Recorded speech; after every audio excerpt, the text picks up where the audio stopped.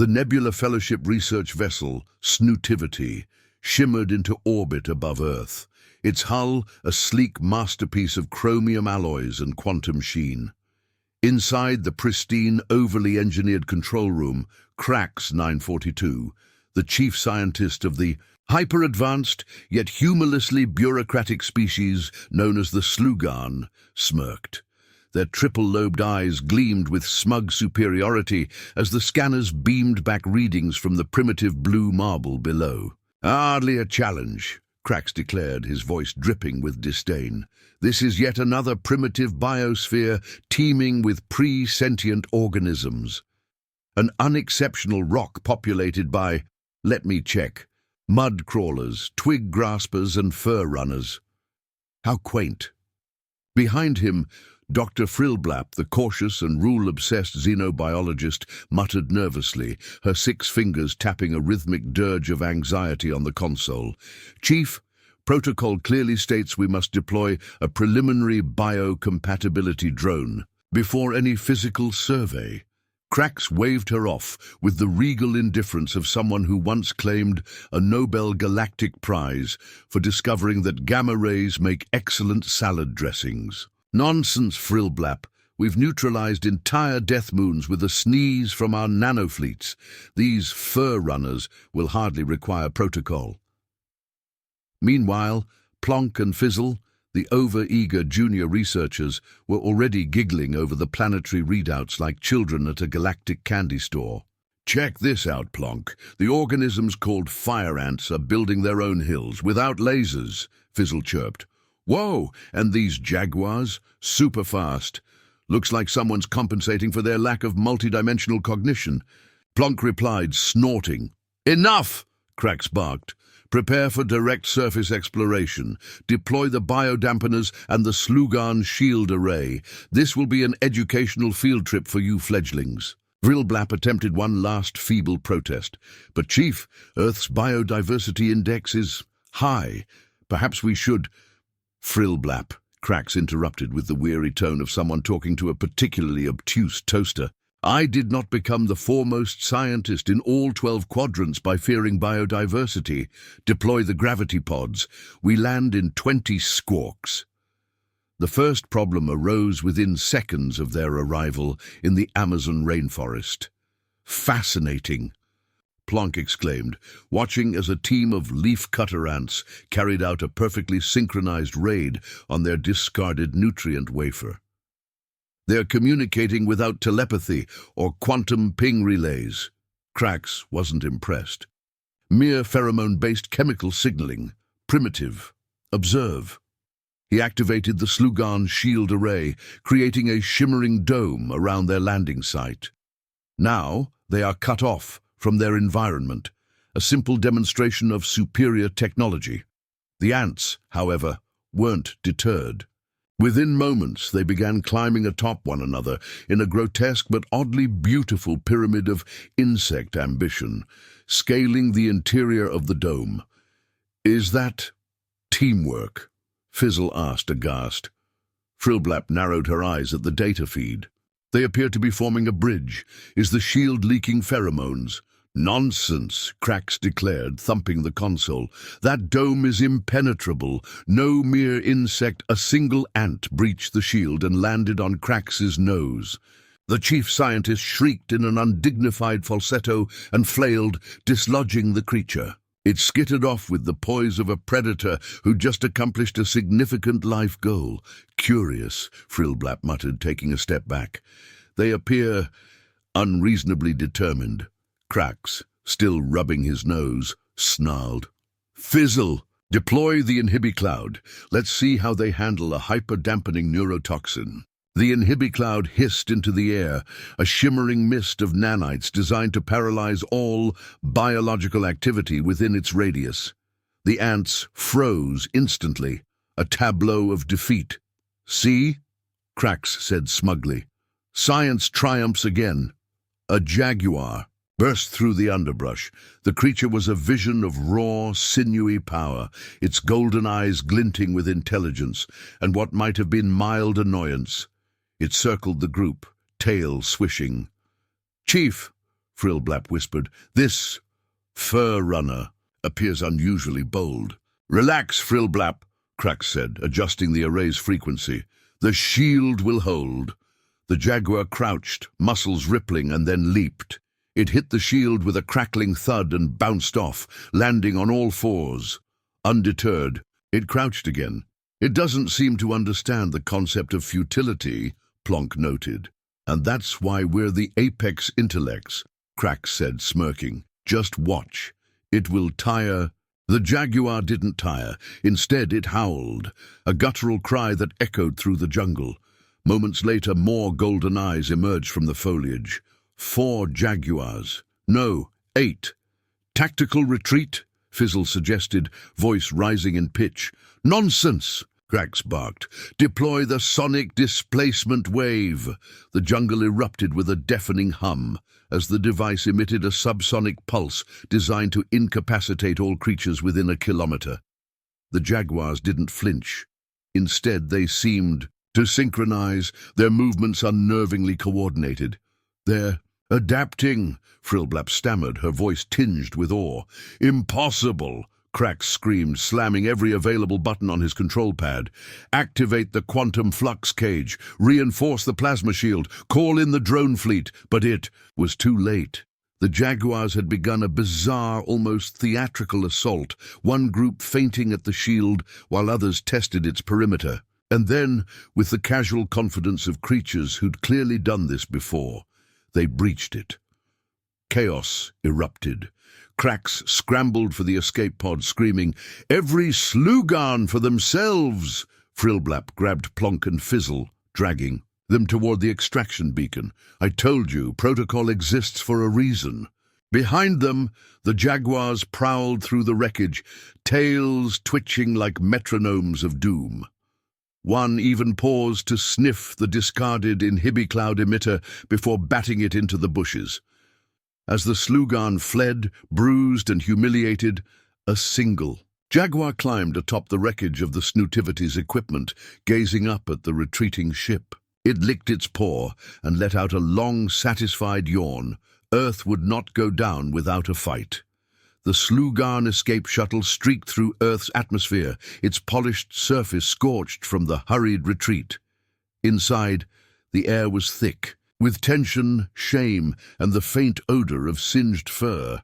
Crax 942 sat at the helm, his mandibles clicking furiously. "This is a momentary setback, nothing more.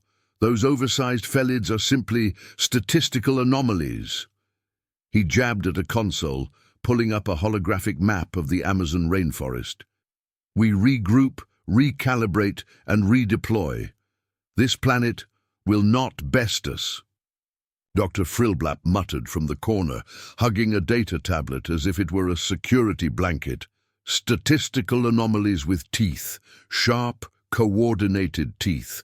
Perhaps we should reclassify this biosphere as a category hazard world and move on." Crax snapped his head toward her, eyes bulging. "Move on? Do you have any idea how much galactic funding we've spent to analyze this mudball? No, we are scientists, pioneers. We adapt and overcome." From the back of the cramped shuttle, Plonk raised a tentative hand. Chief, about that overcoming thing? The jaguars kind of took our gear. You know, the shiny stuff we need to... Science?" Crax froze, his claws hovering over the console. "Explain."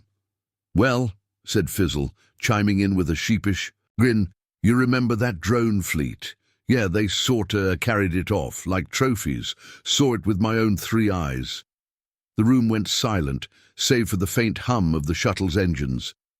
Crax's triple-lobed eyes twitched as he processed. "This, our quantum flux cages, plasma shields, and Z-point energy reactors stolen by felids." "Technically," Frillblap corrected, "felids and some very clever ants. They're working together."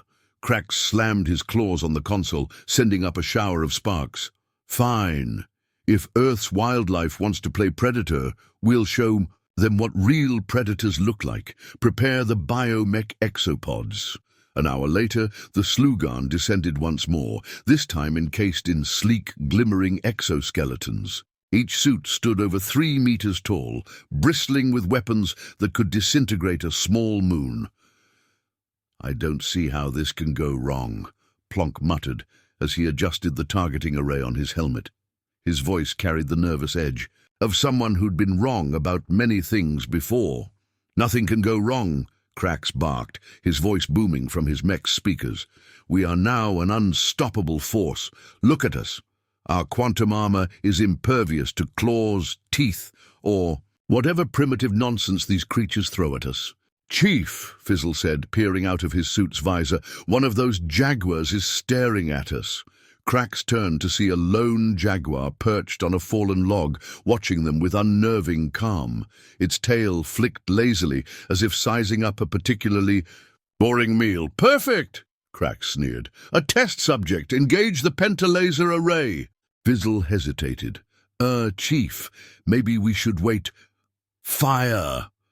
A dazzling array of multicolored beams shot toward the Jaguar, scorching the ground and leaving an impressive series of craters.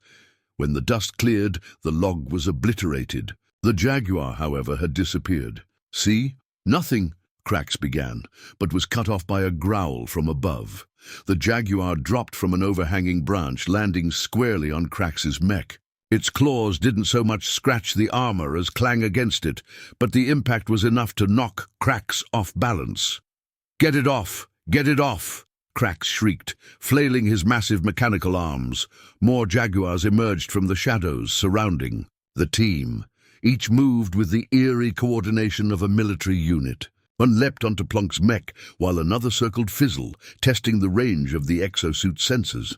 Frillblap's voice crackled over the comms. "Chief, I don't think this is working. They're learning." "Learning what?" Krax demanded as a Jaguar used his mech's leg as a scratching post.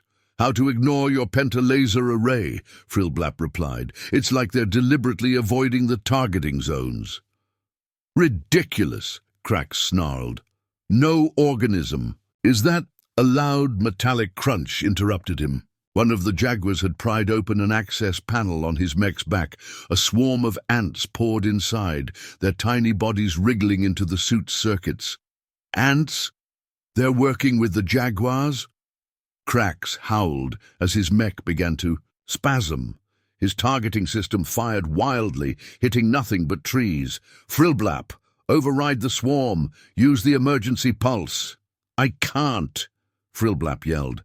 "The swarm is disabling our circuits faster than I can reroute." Plonk, meanwhile, was trying to shake a particularly persistent Jaguar off his mech's shoulder. "Why does it look like it's enjoying this? Is it smiling?"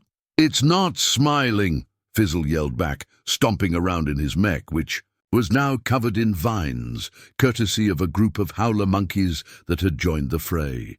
"That's just its murder face." "Enough!" Krax bellowed, jamming a glowing red button on his console. "Initiate Emergency Dispersal Protocol Alpha 9. We'll flood the area with neuro-blocking gas. That'll—" His words died as a vine-wrapped monkey swung in front of his mech and yanked out the emergency valve. The Slugan found themselves once again in full retreat, their mechs short-circuited, their systems offline, and their pride in tatters. They stumbled back into the shuttle, claw marks gouged into their armor, and what looked suspiciously like monkey spit on their visors.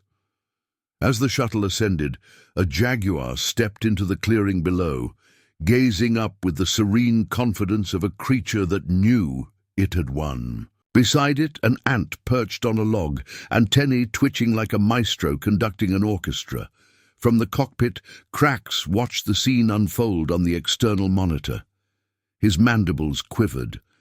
"This isn't over," he growled. "Chief," Frillblap said, shaking her head, "maybe we should just file this under unusually aggressive biosphere and move on." Krax's glare could have melted a comet. "No, I don't care what it takes. We're going to domesticate those felids, and we're going to burn that anthill to the ground." Plonk and Fizzle exchanged nervous glances. They'd seen that. Look before. It usually ended with things exploding, and Earth's wildlife didn't seem like the exploding type. They were the exploders. The Slugan ship battered and smoldering from its humiliating encounters, hovered over Earth like a wounded predator nursing its pride. Inside the main lab, chaos reigned. Broken consoles sparked intermittently, and the air carried the acrid scent of fried circuits and desperation. Crax 942 paced the room, his claws clicking on the metallic floor. His three-lobed eyes darted between holographic displays, each showing humiliating footage of jaguars, ants, and, inexplicably, a smug-looking monkey. "Enough is enough," he hissed, slamming a fist on the table, causing a precariously balanced beaker of iridescent goo to wobble dangerously. "We've tried precision, we've tried finesse. Now we escalate." Dr. Frillblap, slumped in a chair nearby, looked up with a weary expression. "Chief, escalating is what got us here in the first place. Maybe it's time to admit this biosphere is uniquely hostile." Crax turned on her, mandibles clicking furiously. "Hostile? Hostile is a supernova eating your research station. Hostile is an intergalactic tribunal suing you for weaponizing tachyons. This is just an underdeveloped ecosystem throwing a tantrum. We're Slugarn. We don't quit. We innovate, dominate, and conquer." "Technically," murmured Plonk, adjusting his cracked visor. "The Jaguars conquered us, and the ants, and that one parrot that stole my scanner." "Shut up, Plonk," Crax snapped. "I have a plan, a real plan." Plonk and Fizzle exchanged uneasy glances, the kind of shared look between colleagues who knew they were about to be dragged into something both absurd and dangerous. "We're deploying the planetary pacification beacon," Crax announced with a dramatic flourish. The room fell silent. Even Frillblap, who had spent the last 30 rotations barely listening to her superior's rants, sat up straighter. "The pacification beacon," she repeated, her voice tinged with alarm. "That's banned in 3 quadrants." "4, technically," Fizzle corrected, before catching Crax's glare and pretending to cough. "Desperate times call for desperate measures," Crax said, ignoring the growing unease among his team. "The beacon emits a neural dampening field so powerful that it will pacify every living creature within a planetary radius. Jaguars, ants, monkeys, they'll all become docile, pliable, harmless." "And what about us?" Frillblap asked, folding. "Her arms will be shielded," Crax said, waving dismissively. "Our neural synapses are far too advanced for the field to affect us." "That's what you said about the fire ants," Plonk muttered under his breath, earning him a sharp elbow from Fizzle. The pacification beacon, a towering device that resembled a chrome pine cone with glowing spikes, was deployed to the surface. With great fanfare, Crax, now wearing a ceremonial sash for reasons no one questioned, oversaw its activation from the safety of the ship's command room. "Prepare to witness history," he declared, his voice filled with triumph as he slammed the activation button. On the surface, the beacon's spike tips began to hum, emitting a low-frequency vibration that caused the leaves of the surrounding rainforest to shiver. A pale blue energy field expanded outward, rippling through the jungle like an invisible tidal wave. The effects were immediate. A jaguar, mid-pounce on a hapless capybara, froze in place. Its pupils dilated, and it flopped to the ground with a contented purr. Nearby, ants paused their frantic marching, clustering into a strangely adorable mound. Even the parrot that had stolen Plonk's scanner fell off its perch, landing on the ground with a confused squawk before promptly dozing. "Off, see?" Crax crowed, pointing at the monitors. "They're harmless. I've turned this entire planet into a docile wonderland. Nothing can stop us now." The first problem emerged 3 minutes later. Chief," Plonk's voice crackled over the intercom. "You might want to come down here." Crax groaned, abandoning his celebratory pose. "What is it now, Plonk? Did another parrot outsmart you?" "No," Plonk replied, his tone unusually serious. "It's the ants." "What about them?" "They're building something." Crax stormed down to the surface, his irritation mounting. Sure enough, the ants had gathered en masse around the beacon. Hundreds of thousands of them moved in perfect synchronization, dragging leaves, sticks, and bits of discarded Slugan equipment. "What in the 12 galaxies is this?" Krax demanded, watching as the ants constructed an intricate lattice around the beacon. The structure grew rapidly, branching upward like a miniature skyscraper. Frillblap squinted at the scene. "It almost looks like they're trying to reprogram it." "Reprogram my beacon?" Krax barked, his voice rising an octave. "Impossible! The beacon operates on neural frequencies so advanced they can't even—" The beacon's hum shifted, the blue energy field pulsing erratically. "What's happening?" Frillblap asked, her voice tinged with panic. The beacon flared, and suddenly the neural dampening field reversed. Krax staggered, clutching his head. "Why do I feel so calm?" he muttered, his voice unnaturally soft. The team's irritation, panic, and frustration melted away, replaced by a dreamy euphoria. Plonk flopped onto the ground with a blissful sigh. Fizzle started braiding vines, humming a tuneless melody. Only Frillblap retained enough presence of mind to check the readings on her handheld scanner. "The ants! They've amplified the field. It's affecting us now." Krax tried to respond, but his mouth wouldn't form words.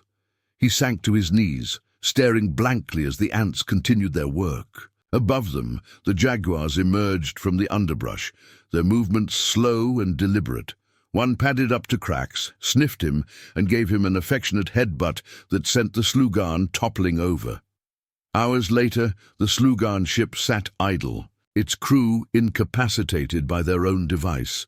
Inside, a Jaguar lounged in the captain's chair, batting at the controls with lazy curiosity. A monitor displayed a live feed of the beacon, now crowned with a shimmering ant-made spire that pulsed ominously. In the distance, a troop of monkeys assembled, chattering among themselves as if debating what to do with the fallen invaders. One particularly ambitious monkey began flipping through Krax's abandoned research notes, nodding sagely at the diagrams. Far below, the jungle thrummed with activity as Earth's wildlife worked together, their coordination eerily precise. The pacification beacon, once a tool of domination, had become the animal's ultimate weapon, a beacon of chaos for the Slugan and a symbol of Earth's triumph. The jungle, it seemed, had only just begun to fight back. The Slugan ship hung in low orbit, inert and lifeless, like a chrome bauble forgotten on a holiday tree. Inside, the crew was in disarray. Krax 942, the once proud chief scientist, sat cross-legged on the command deck, humming a nonsensical tune, and wearing what appeared to be a makeshift crown of vines. Around him, the rest of the team was similarly affected, their usual sharp precision dulled by the lingering effects of the pacification beacon. Frillblap, clutching the edge of her console as she fought to maintain some semblance of focus, groaned. "Chief, we need to shut that thing down. It's not just affecting the wildlife anymore, it's affecting us. Do you even remember the evacuation protocols?" Krax blinked at her, a dreamy smile plastered on his face. "Evacuation? Why would we leave? The Jaguars are our friends now. Did you see how that one licked my face? Adorable." "Chief!" Frillblap shouted, shaking him by the shoulders. "The ants have hijacked the beacon. It's only a matter of time before they figure out how to amplify the signal beyond the planet. Do you want the entire galactic quadrant pacified into oblivion?" Krax's smile faltered for a moment, replaced by a flicker of clarity. "The quadrant? That could disrupt commerce." "Yes, commerce," Frillblap snapped, desperate to reel him in. "Think of all the grant funding you'll lose." Krax bolted upright, his makeshift crown tumbling to the floor. "You're right. We cannot allow this planetary uprising to spread. Frillblap, prepare the emergency countermeasures." Frillblap raised an eyebrow. "You mean the countermeasures we should have used before deploying the beacon?" Krax waved her off. "No time for blame games. We need to act." Back on the surface, the jungle was alive with unprecedented activity. Ants, jaguars, monkeys, parrots, and even a few otters had formed a coalition, their movements perfectly synchronized as they fortified their control over the pacification beacon. The Jaguars patrolled the perimeter, their golden eyes scanning the horizon for threats. High in the trees, monkeys passed pieces of scavenged Slugan technology to one another, their chatter eerily purposeful. In the heart of this bizarre operation, the ants had constructed a towering hive-like structure around the beacon. Its glowing spires pulsed rhythmically, sending waves of energy rippling through the jungle. The animals' coordination grew tighter, with each pulse, as if the beacon had created a unified consciousness. The Slugan shuttle descended once more, this time wobbling dangerously as it approached the clearing. Inside, Cracks, Frillblap, Plonk and Fizzle were outfitted in hastily assembled anti-dampening suits, their movements stiff and awkward. "This is our last chance," Cracks said, his voice muffled by the helmet's visor. "We're going to disable the beacon, recover our equipment, and restore Slugan dignity." "Define restore," Plonk muttered. "We've been licked, scratched, and robbed by creatures that don't even have opposable thumbs." "Silence," Cracks barked. "We are the apex intellects here. Remember that." The shuttle landed with a jarring thud, and the team stumbled. Out weapons and tools at the ready. Around them, the jungle seemed unusually quiet, the kind of silence that set every nerve on edge. "Stay alert," Frillblap whispered. "They're watching us." As if on cue, a jaguar emerged from the shadows, its movements deliberate and calm. It stood a mere 20 feet away, staring at the group with an unsettling intelligence. "Don't panic," Cracks said, raising his multiphasic disruptor. "We're prepared this time." The jaguar tilted its head, then let out a low growl. Moments later, more animals appeared, ants swarming over tree trunks, monkeys dangling from vines, and even a capybara waddling into view, looking inexplicably menacing. "Chief!" Plonk squeaked, his eyes darting between the encroaching animals. "We're surrounded." "Good," Cracks hissed, gripping his weapon tighter. "Let them come. We'll show them what—" Before he could finish, a parrot swooped down, snatching the disruptor from his hands and disappearing into the canopy. "Not again!" Cracks yelled, flailing uselessly as the parrot's mocking squawk echoed through the trees. The animals surged forward. The Slugan team scattered, each retreating in a different direction as chaos erupted around them. Frillblap dove behind a fallen log, fumbling with her toolkit. "I need to hack the beacon," she shouted into her comm. "Keep them off me!" "Define keep!" Plonk yelled, swatting at a troop of monkeys that had descended on him like a furry hurricane. Fizzle was faring no better, his anti-dampening suit clogged with mud as he tried to fend off a particularly aggressive sloth that had latched onto his helmet. Meanwhile, Cracks made a beeline for the beacon, dodging snapping jaws and swiping claws. He reached the base of the ant-constructed hive and began climbing, muttering under his breath. "I am Cracks 942, the foremost scientist in the quadrant. No mud-dwellers will defeat me." The ants, however, had other plans. They swarmed over Cracks, biting at his suit and clogging the vents. He screamed, flailing wildly, but continued his ascent. Above him, Frillblap managed to bypass the monkeys and reach the beacon's control panel. Her fingers danced across the holographic interface, sweat dripping down her face. Just a few more seconds, Cracks reached her, panting and covered in ants. "What are you doing?" "Reversing the field," Frillblap snapped. "Unless you'd rather spend the rest of your life in a pacified stupor." Suddenly, the beacon let out a high-pitched whine, and the energy field pulsed erratically. The animals froze, their movements jerky as the synchronization faltered. The jaguar that had been stalking Cracks stumbled, shaking its head as if waking from a dream. "It's working," Frillblap shouted. "One more override and—" The ants reacted swiftly, climbing over the controls and blocking her access. Cracks grabbed a stick and began swatting at them. "No, bad ants, go away!" With a final, desperate push, Frillblap slammed her palm against the override button. The beacon flared brightly, and the field collapsed in a burst of static. The animals stopped moving entirely, blinking in confusion as the artificial coordination faded. The jungle was silent once more. Hours later, the Slugan team sat in the wreckage of their camp, bruised and battered but alive. The beacon lay in ruins, its spires shattered and sparking. "We're leaving," Frillblap said firmly, her tone brooking no argument. "We're filing this planet under Do Not Return." "Agreed, agreed," Plonk and Fizzle said in unison, both too tired to argue. Cracks, sulking by the remains of his equipment, grumbled. "They'll write songs about this, songs of shame."